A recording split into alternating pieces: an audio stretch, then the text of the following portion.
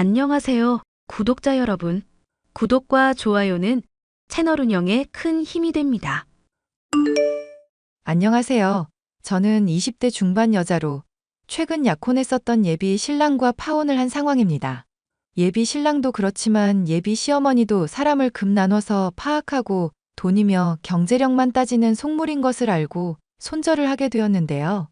현재 본인들의 처지가 궁해지자 그냥 해본 소리라며 매달리며 난리가 난 상황인데 이미 어떤 인간들인지 저도 파악이 됐으니 앞으로는 신경을 쓰지 않고 살아가려고요. 오늘 어머님이 갑자기 나한테 기니 할 말이 있다고 찾으시네? 혹시 나 잘못한 거라도 있나? 뭐 별건 아니고 그냥 당신이 고집 부리는 것 때문에 그러실 거야. 설마 우리 부모님 하시는 식당 한 달에 얼마 버는지 당신한테 말 안 한 것 때문에 그러시는 거야? 이거 당신이 궁금한 거야? 아니면 어머님이 궁금한 거야? 누가 그랬던 중요한 상황이 아니잖아. 우리 결혼까지 앞둔 마당에서 양쪽 집안에 대해서 어느 정도 파악은 하고 있어야지. 나는 우리끼리만 서로 알면 충분하다고 생각하는데 부모님이 빚 있다고 쳐도 우리한테 물려주실 것도 아닌데 그런 게 왜 중요해? 혼수라든가 예단 같은 거 할 때 규모를 어느 정도 맞춰야 한다고 하니까 그러지. 따지고 보면 당신이 지금 1억 있다고 해도 장인어른이랑 장모님 빚이 10억이면 무슨 소용이 있겠어? 그런 거 알려고 하는 쪽이 유별난 거야. 악착같이 감추는 게 유별난 거야? 이 문제 내가 분명히 당신한테 사귀기 전부터 말을 했었잖아. 우리가 서로 좋아서 사귀는 거니까 각자 부모님의 말이며 영향 같은 건 고려하지도 말자고. 그리고 부모님이 그걸 말씀 안 하시는데 캐묻기라도 하라는 거야? 나도 당신한테 내가 오픈할 수 있는 건 다 오픈했어. 그만하자. 당신이랑 얘기하면 내가 비상식적인 사람이 되는 것 같으니까. 이제 우리 월급 버는 걸로 평생 동안 저축하면 어디까지 갚을 수 있을지, 어떤 집이 좋을지 계산 좀 하려고 했었는데 그게 그렇게까지 프라이버시 침해하는 잘못인 줄은 몰랐네. 약혼식을 할 때만 해도 각자의 경제적 상황에 대해서 그렇게까지 파고들지 않으려던 남자친구였지만 약혼을 하고 결혼식 얘기도 슬슬 나오기 시작하고부터는 사람이 달라진 것처럼 굴었는데요. 저의 재산만이 아니라 부모님의 재산도 얼마인지를 은근슬쩍 물어보고 파악할 것을 종용하니 저도 슬슬 인내심의 한계가 오던 상황이었습니다. 부모님은 제가 재산이 많고 적은 것에 따라 흔들리지 않기를 바란다고 가게를 운영하면서 매출이 좋은지, 빚이 얼마나 있는지 등의 일체를 말씀해주지 않으셨기 때문이죠. 예, 그쪽 집안이랑 약혼식이나 한 마당이라지만 이런 얘기는 좀 해야겠다. 그 시어머니 될 분이랑 사위 될 사람 솔직히 너무 유별난 거 아니니? 음식점 하는 사람이면 하루하루 매출이 다르다 정도로 말하면 되는 거고, 이렇게 말하면 굳이 파고들지 말란 말로 이해를 해야 하지 않아?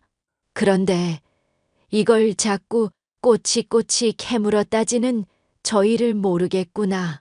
내가 감추고 있으니까 정말 뭔가 있을 거라고 생각을 하나 봐. 이것 때문에 자꾸 분위기 안 좋아지고 어머님은 어머님대로 압박 줘서 미치겠다 정말. 엄마랑 아빠 한 달에 얼마 버는지 솔직하게 말해주면 안 돼? 그냥 한 달에 버는 돈 모르겠으면 어지간한 월급쟁이 연봉만큼 번다고 대답하렴. 아니면 차라리 못 번다고 대충 둘러대기라도 하던가. 못 번다고 또 굳이 거짓말을 할 건 없지 않아? 잘 번다고 하면 얼마 버는지부터 계속 꼬치꼬치 따져 물을 것 같아서 하는 말이다. 괜히 돈 관계로 지저분하게 결혼하기 전부터 얽히기 싫으면 그냥 못 번다고 말하는 게 낫지 않겠니? 설마 하니 못 번다고 하면 파혼이라도 하자고 할까 봐. 에이, 기훈 씨가 그럴 사람이야? 사람 안 맞는 거 식장 들어가면서 알게 되고 신혼여행 가면서 또 알게 된다잖니. 당장에야 약혼까지 했으니 마음 잘 맞는다 생각할 수 있다지만 그게 언제까지고 그러리란 보장 있어? 괜히 나중에 귀찮을 일 만들지 말고 그냥 벌이 시원찮다고 말하렴. 엄마의 말을 처음 들었을 때야 굳이 거짓말을 할 필요가 있나 싶었고 딱히 그러고 싶은 마음이 들지는 않았는데요. 예비 시어머니까지 나서서 저의 부모님이 얼마나 버시는지 궁금해하는 모습을 보니 못 번다는 엄마의 말을 그대로 전할까 싶기는 했습니다. 저야 부모님이 얼마나 버시는지 알 도리가 없으니 그렇게 말한다고 하더라도 딱히 거짓말은 아니겠다 싶었고요.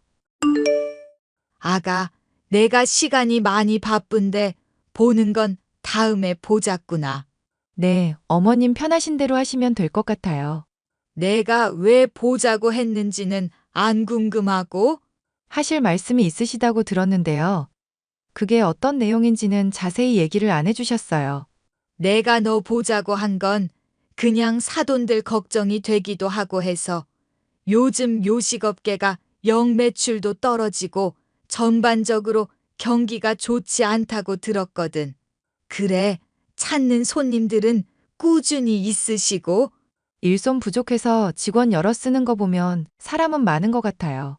그게 사람이 반짝 많은 게 아니라 꾸준히 많아야 하지 않니? 밤늦게까지 영업하시는 것 같은데 주류 판매량은 괜찮으시고? 죄송한데요. 어머님이 지금 궁금하신 내용이 뭔지 모르겠어서요. 제가 가게 사정을 빠삭하게 아는 건 아니라서 다 답변을 드리기가 애매한데요. 예, 넌 지금 내가 무슨 가게 점검이라도 하는 줄 아니? 그냥 사돈 양반 어렵다고 하시면 좀 도와드리기도 하려 그런 거지. 그리고 이런 얘기를 자식인 네가 알지 또 누가 알아? 사실 엄마가 최근에 벌이가 좋지 않다고 푸념하시는 거 듣기는 했었어요. 그렇다고 하시면 한 달에 얼마 정도 버시는데 그런 것까지 내가 상세하게 알아야 사람들 데리고 놀러 가든지 말든지 할 거 아니야. 거기까지는 저도 잘 모르겠네요. 꾸준히 찾는 사람들도 점점 줄어들고 있는 것 같기는 하더라고요. 그래, 무슨 이야기인지는 잘 알겠다.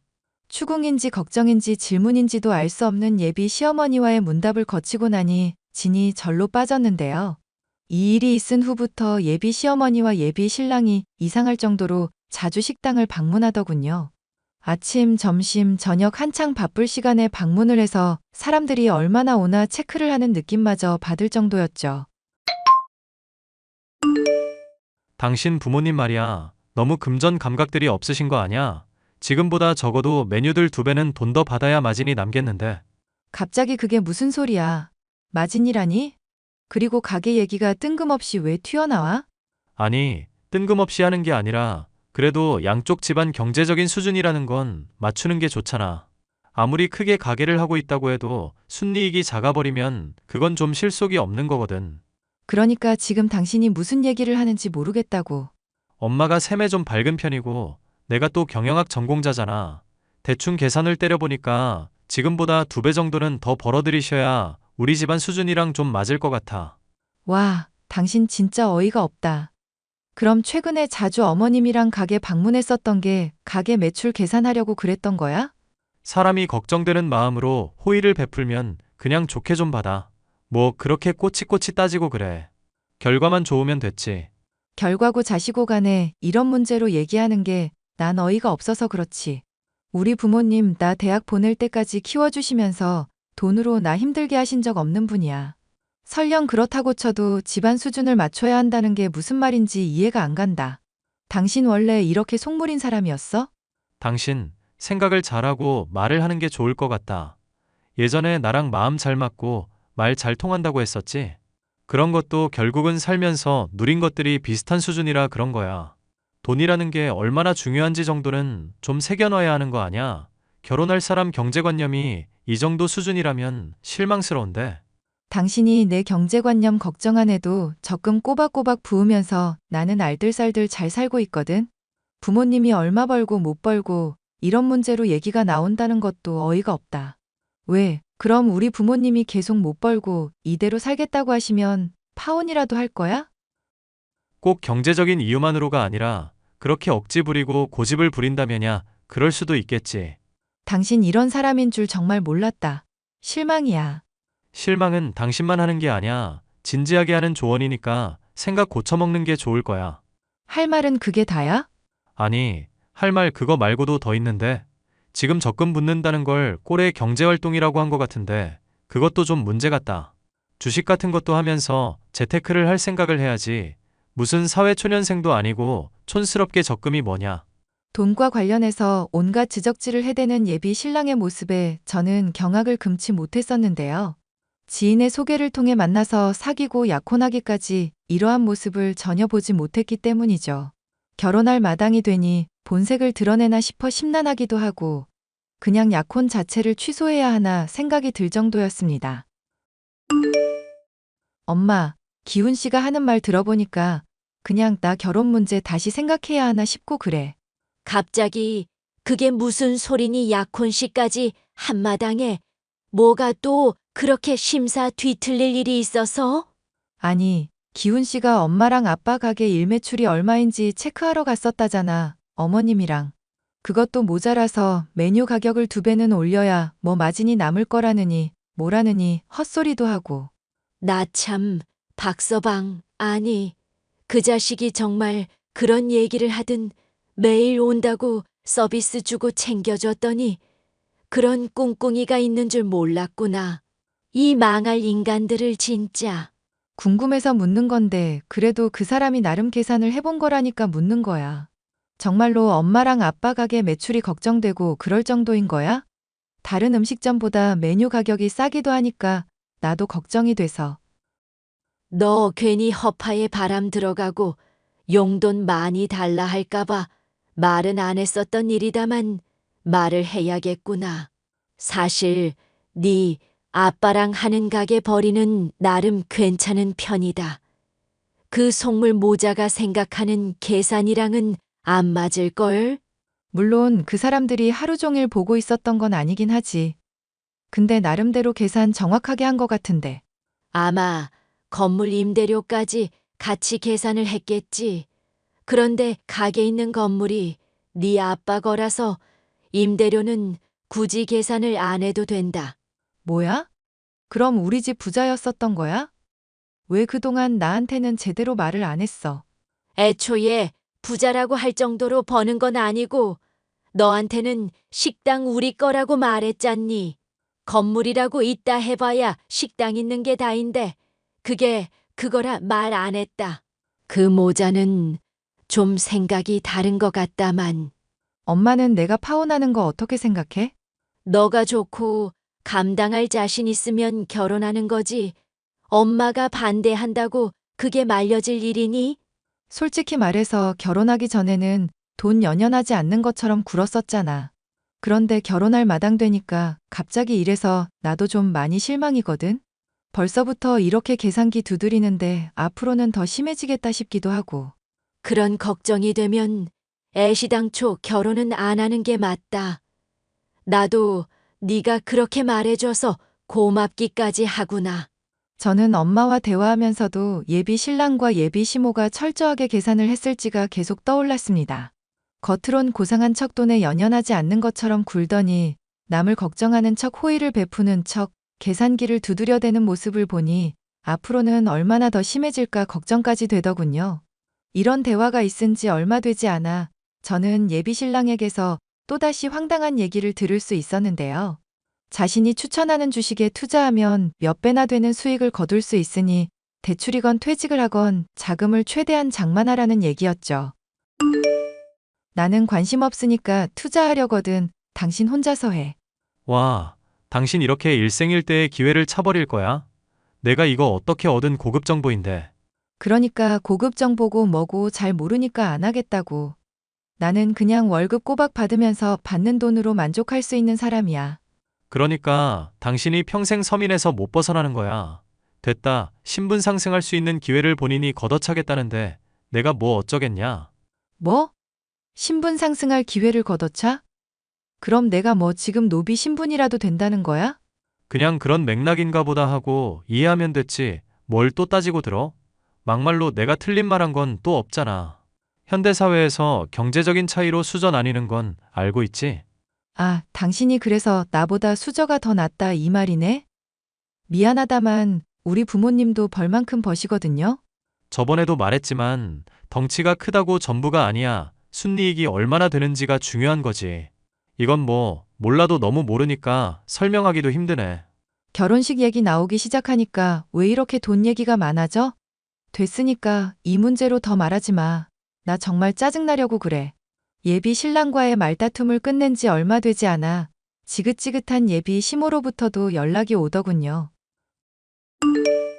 나다. 예비 시엠이. 우리 집 며느리는 아무나 못 드리는 거 알고 있지. 내가 아무리 생각을 해봐도 너가 그런 자격이 있는지 모르겠구나. 죄송하지만 어머님이 하고 싶으신 말씀이 뭔지 모르겠어요. 그러니까 이 집안에 어울리는 사람이라는 걸 너가 좀 증명해 줬으면 싶다는 말이잖니. 그리 어려울 건 없다. 네가 기훈이한테 큰 소리 친 거의 절반만 하면 되니까. 아, 제가 기훈 씨한테 부모님 형편 어렵지 않다고 했었던 얘기 말씀이신가 보네요. 내 말 아직 안 끝났다. 듣기부터 하거라. 우선은 한 달에 한 번씩 가족 해외여행 보내주고 용돈은 달에 200씩 줘야 한다. 피부과는 주에 한 번씩 정도면 충분하겠구나. 가능하겠니? 이 정도 가능하면 결혼 허락하마. 아니요, 불가능할 것 같으니까 댁 아들한테는 파혼하자고 전해주세요. 뭐, 댁아들, 너 지금 맛이 갔어. 어디 감히 어른한테 말버릇이 그따위야. 그러는 당신들은 어디 나한테 태도가 이따위신데요? 모자가 쌍으로 돈 가지고 헛소리 해대는 거 더 듣는 것도 짜증나거든요. 보아하니 시어미니 자격증명이니 뭐니 하면서 저한테 아쉬운 소리 하고 싶게 만들 생각인가 본데 전 그럴 맘 없어요. 그러니까 댁 아들한테 파혼이라고 전해나 달라고요. 착각하지 마라. 너가 파혼이니 뭐니 결정하는 게 아니니까 돈 없고 찌질한 네 가족 꼴을 앞으로 감당할 자신이 없어서 우리 집안이 결정하는 거야. 알겠니? 아, 제가 아까 여행 보내는 거 불가능하다는 말을 그렇게 해석하셨구나. 미안한데 아줌마, 가게 입점한 건물 자체가 부모님 거라 아줌마가 생각하는 것보단 형편 넉넉하거든? 단지 돈 문제 가지고 쌍으로 찌질대는 모자한테 돈 쓰는 게 불가능하다는 뜻이야. 알아? 야, 이 미친년이 뭐가 어쩌고 어째 너 당장 내 앞으로 튀어와. 남한테 튀어오라 마라 할 거면 가게에서 그간 받은 서비스나 토해내. 돈 많다는 것들이 오히려 더 독하다니까? 파혼을 선언하고 그간 겪은 스트레스를 되갚아줬더니 예비 시모는 아주 발광을 하더군요. 그런데 이런 통쾌한 일은 이것으로 끝이 아니었습니다.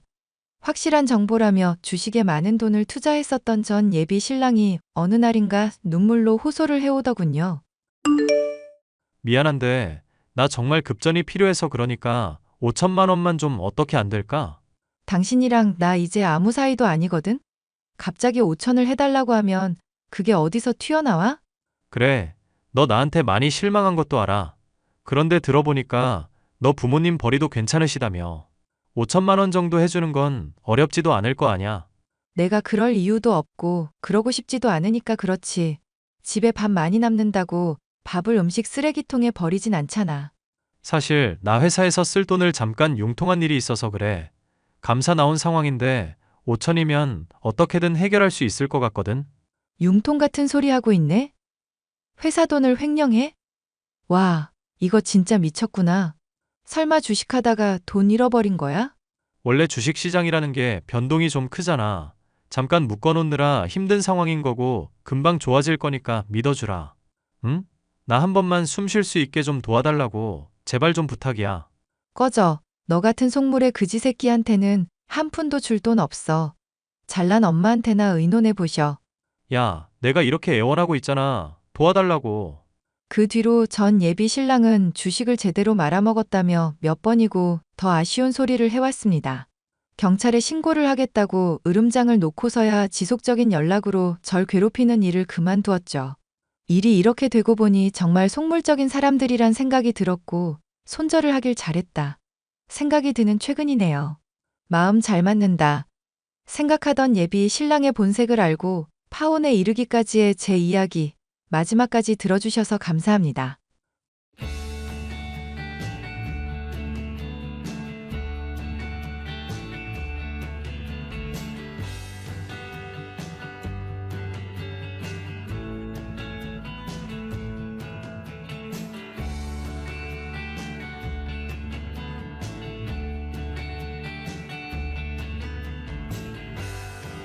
안녕하세요, 구독자 여러분. 구독과 좋아요는 채널 운영에 큰 힘이 됩니다. 안녕하세요. 부산에서 친정 부모님과 함께 세탁소를 운영하고 있는 30대 중반 여성입니다. 곧 출산을 앞두고 있는 막달 산모이기도 하고요. 몸이 무거워진 탓에 친정엄마에게 옷 수선 기술을 배우며 나름 태교에 힘쓰고 있어요. 저도 주부이고 곧 아이 엄마 되는 입장이라 시댁, 결혼 사연에 그렇게 공감이 많이 가더라고요. 그러다 제가 겪은 일도 사연으로 보내보면 어떨까 싶어 남편의 동의를 구하고 이렇게 글을 적어봅니다.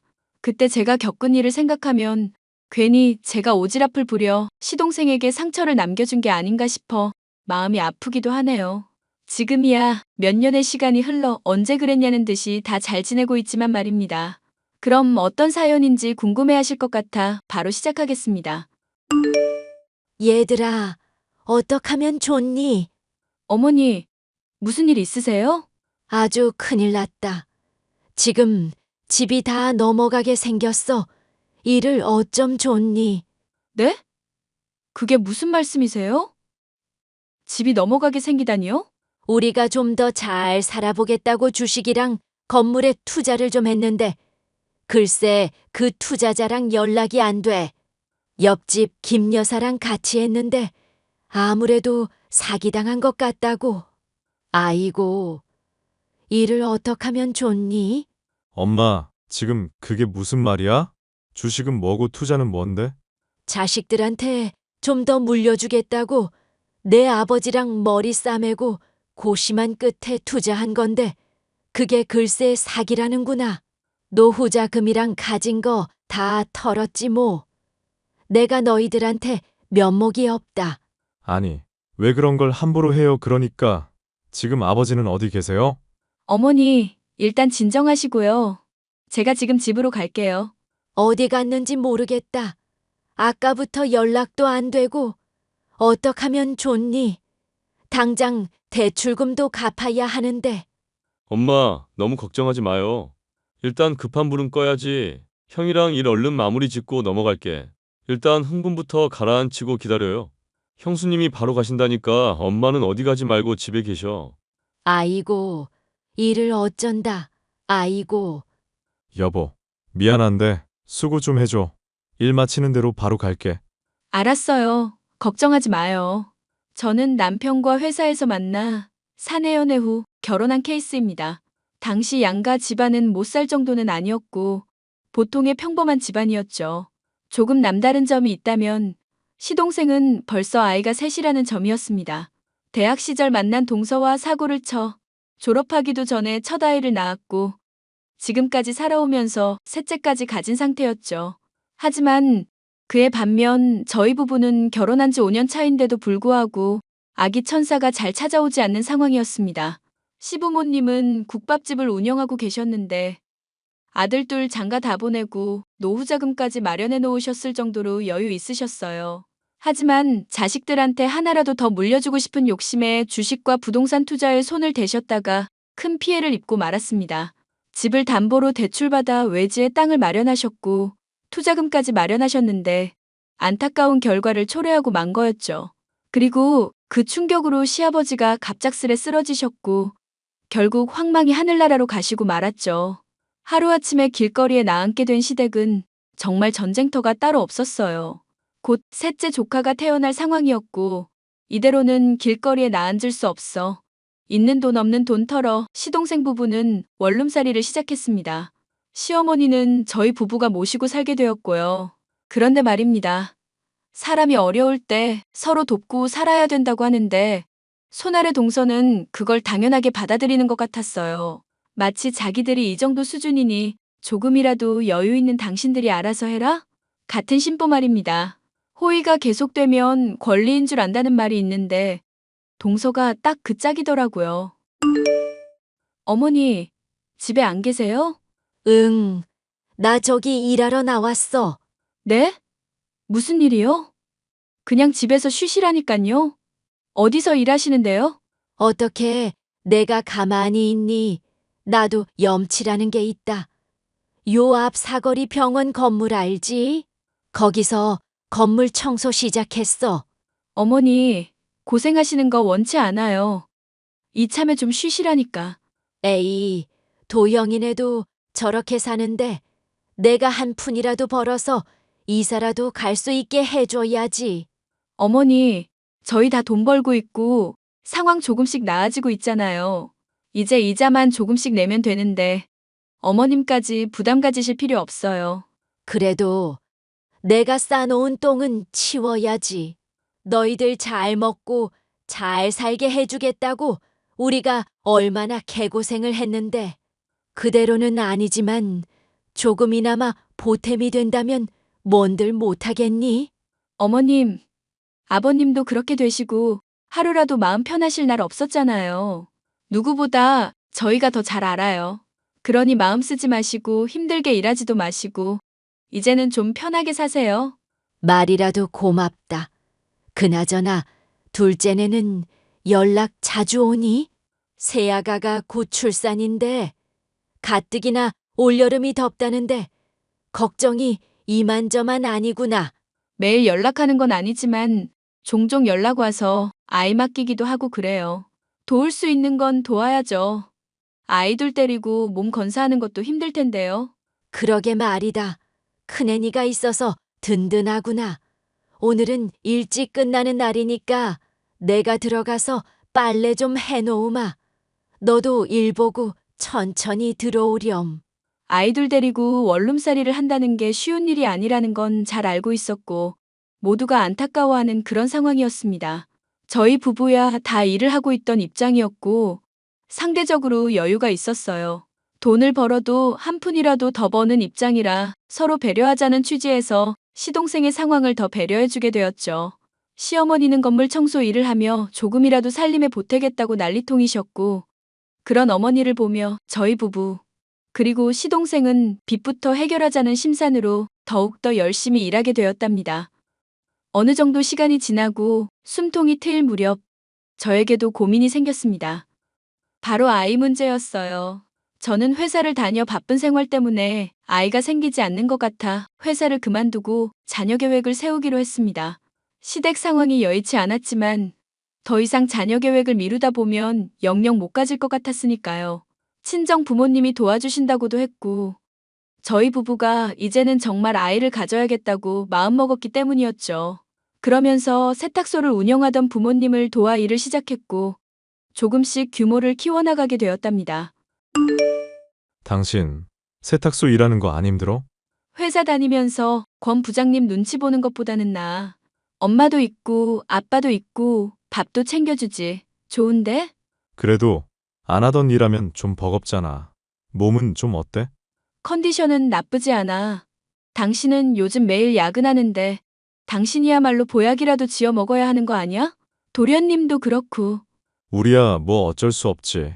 장인어른이 도와주신 것도 있지만 그래도 우리 힘으로 다시 일으켜 세워야지. 그게 차라리 마음 편해. 당신이 그렇다면 뭐. 어머님은 청소일 안 하셨으면 좋겠는데. 계속 고집이시네. 그러게 무릎도 안 좋으시다면서 어제도 새벽에 나가서 오후 늦게 오셨다는데. 매일 같은 시간도 아니고 그렇게 패턴이 바뀌면 좀 힘들지 않나? 내 말이 차라리 집에서 할 수 있는 걸 찾아볼까? 부업 같은 거 말이야. 그냥 엄마 마음 편하게 하고 싶은 대로 하게 내버려 두자. 힘들면 힘들다고 말씀하시겠지. 그래, 그럴게. 그나저나 세탁소 일 배우면서 주변에 배달 가거나 그런 것도 좀 해보려고 하는데 당신 생각은 어때? 장인어른 장모님만 좋다면야. 요즘엔 그런 게 대세잖아. 세탁물 수거하고 가져다 주고. 상의 좀 해봐야겠다. 이따가 저녁에 만나. 응, 고생해. 형님, 지금 뭐 하세요? 아, 지금 손님 옷 수선하고 있지. 무슨 일 있어? 몸도 무거워서 어디 나가지도 못하고. 동서 많이 답답하겠다. 그러게 말이에요. 날이 갈수록 배는 더 불러오고. 외출해 본 지가 언젠지. 답답해서 어떡하노. 내가 뭐 도와줄 건 없어? 아, 안 그래도 부탁 좀 하려고요. 이번 주 주말에 아이들 좀 봐주실 수 있어요? 출산 전에 친구들 모임도 있고 아이들도 그 원룸에서만 지내니 답답해하기도 하고. 그럼. 아이들이랑 나랑 잘 노니까 걱정하지 말고 맡겨. 정말이죠? 딴 말하기 없기에요. 아이들 봐주는 게 뭐 대수라고. 아이들 먹을 간식이나 영양제 같은 것만 꼼꼼히 챙겨주고. 역시 우리 형님은 될 줄 알았어. 아니, 친구들 모임인데 애들 데리고 가자니 분위기 흐릴 것 같고, 저도 출산 전에 마지막 모임 될 것 같아서요. 이 정도는 이해해 주실 수 있죠? 그럼 토요일만 맡아주면 되는 거야? 네, 일단은요. 모임 나가봐야 알겠지만 분위기 무르익고 그러면 밤도 샐 것 같아요. 에이, 내일 모레 출산할 사람이 밤까지 새면서 노는 건 좀 아니다. 아이도 아이지만 몸을 생각해야지. 그나저나 어제 검진 다녀온 건 뭐래? 별일 없어요. 아기도 잘 크고 있고 이제 출산만 하면 되니까요. 아무튼 형님, 저 그럼 애들 짐 쌀게요. 그래. 그럼 내가 이따가 데리러 갈게. 네, 감사해요. 시동생 부부가 원룸에서 생활하는 바람에 가끔씩 아이들을 저희 집에 데려오곤 했는데요.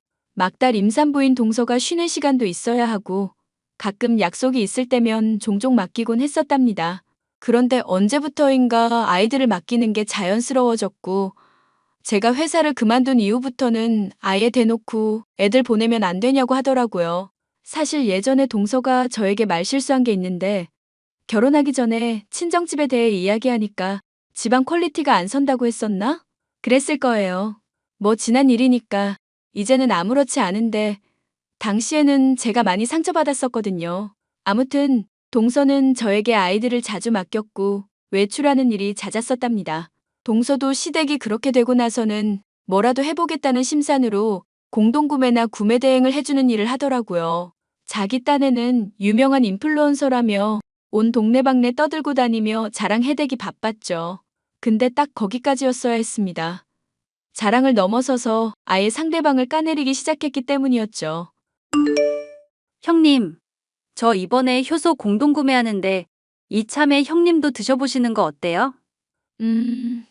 나는 딱히 생각이 없어.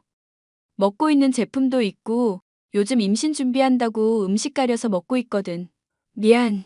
뭐 좋은 거라도 드시나 봐요? 제가 팔아서 안 드시는 건 아니고요. 그런 게 아니야. 한약도 먹고 있고 여러 가지 신경 쓸 게 많아서. 아니, 제가 이거 많이 팔면 그만큼 이익인데 형님도 어느 정도 팔아주셔야죠. 같은 며느리끼리 의리가 있지.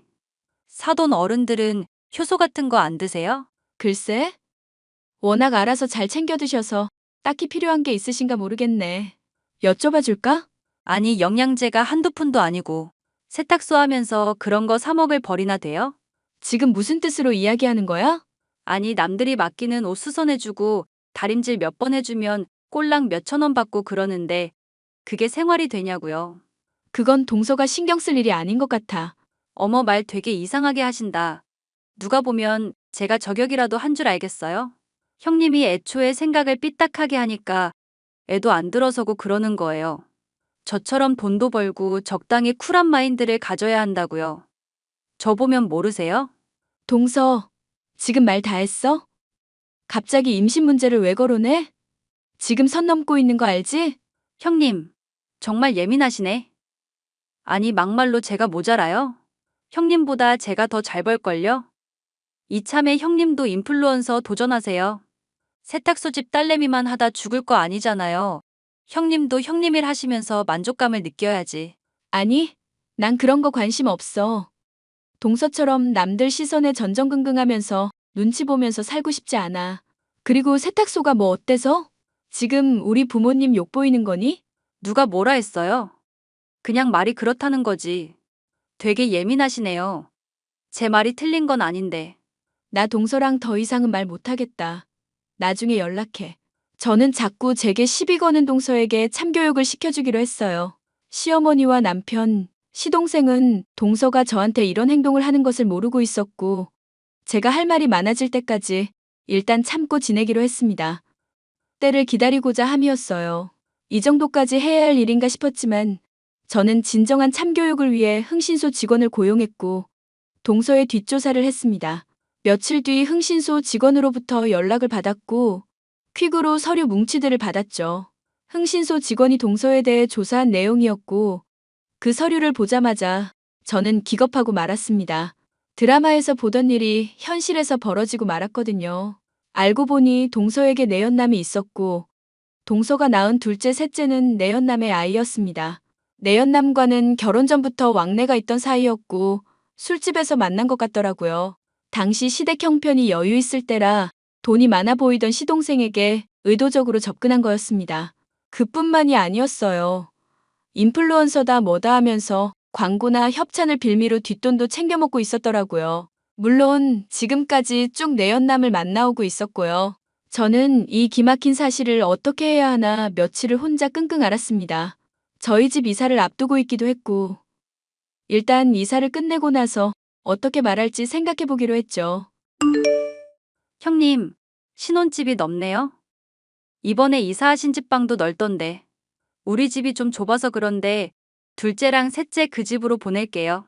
첫째는 그이가 봐주기로 했고 저 친구들이랑 해외여행 좀 다녀오려고요. 당분간 부탁 좀 드릴게요. 어머니도 계시니까 힘든 건 없겠지. 불임인데 언제 애 키워보겠어. 아주 혼자 북치고 장구치고 다 하네. 내가 못 봐주겠다고 하면? 어머님도 일하시고 안 된다고 하면 어쩔 건데? 네? 그게 무슨 말씀이세요? 지금 우리 애들 나 몰라라 하겠다고요? 말은 똑바로 해야지. 우리 애들이라니? 누가 우리 애들이야? 형님 왜 그러세요? 그럼 우리 애들이 아니란 소리세요? 형님 불임이더니 자궁이 고장난 게 아니라 뇌가 고장나셨네. 지금 무슨 말 하는지는 알고나 짓거리는 거야? 내가 모르고 하는 소린 줄 알지? 첫째는 도련님 애인 거 확인했고 둘째, 셋째는 아닌 것 같던데? 네? 그게 무슨 말이에요? 말이 되는 소리를 하라고요. 정신 나간 소리하고 앉아있어. 맞네. 첫째는 도련님 애인가 보네. 그나마 다행이다. 뭐요? 형님 정말 미친 거 아니에요?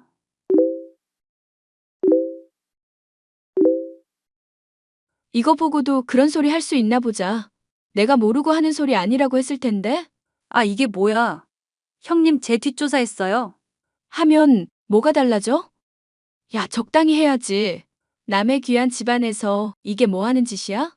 도대체 이게 무슨 경우인지. 형님이 무슨 말씀하시는지도 잘 모르겠고. 낯술이라도 하셨어요? 아니, 나 술 한 잔도 안 했고 정말 지극히 정상이거든? 말이 많아지는 거 보니까 사실이네. 이왕 이렇게 된 거 도련님이랑 어머님한테 다 말씀드려야겠다. 말하기만 해봐요. 내가 가만 안 둘 거야. 남의 가정 파탄 내고도 네가 잘 살 수 있을 것 같아? 어쭈, 이젠 반말까지 하네? 그러게 동서가 감당할 수 있는 일을 했어야지. 집에 있는 아이들을 위해서라도. 안 그래? 형님, 아니 야. 너 내가 그런다고 쫄 것 같아? 그래 말해봐. 어디 한번 말해보라고.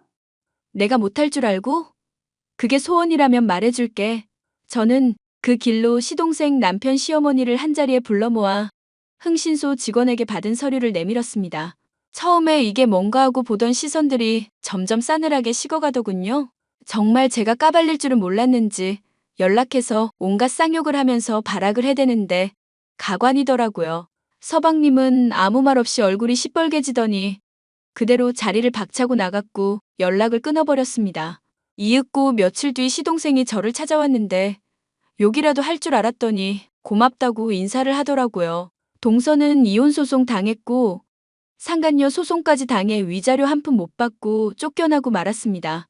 첫째 아이만 시동생이 키우기로 했으나 멀쩡한 사람 미혼부 만들기 싫어서 큰 결심을 했어요.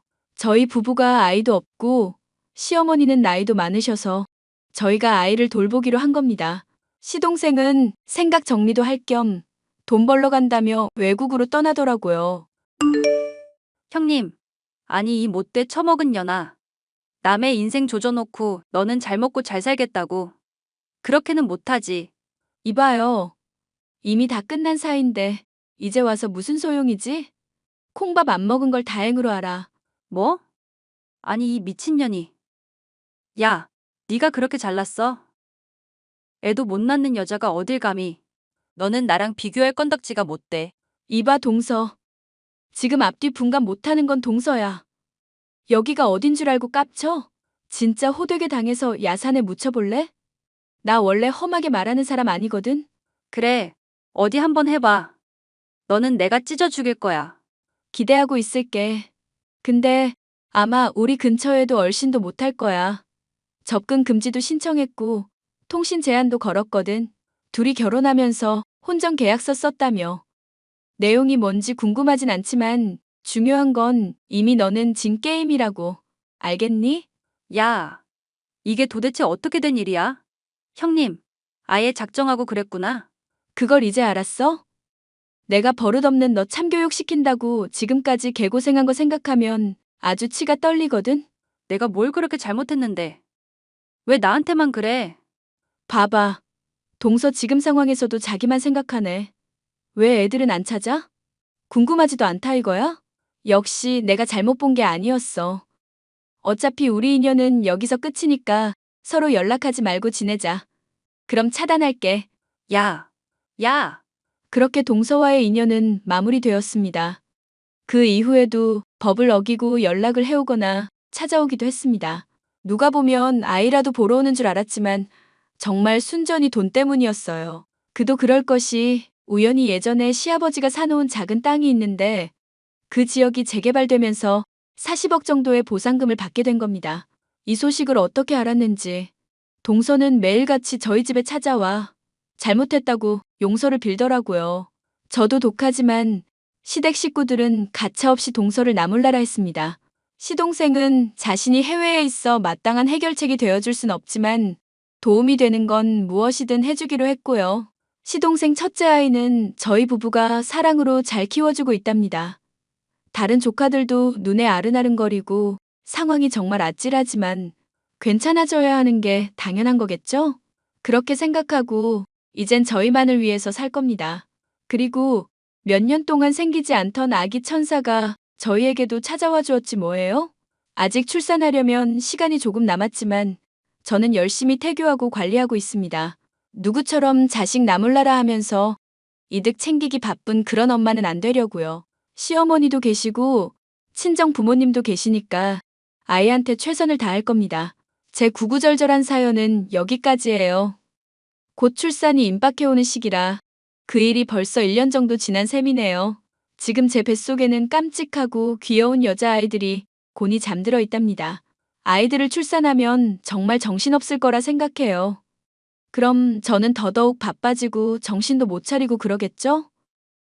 아무쪼록 제 사연 많이 들어주셔서 감사했습니다. 많은 공감이 되셨다면 응원의 댓글 부탁드릴게요.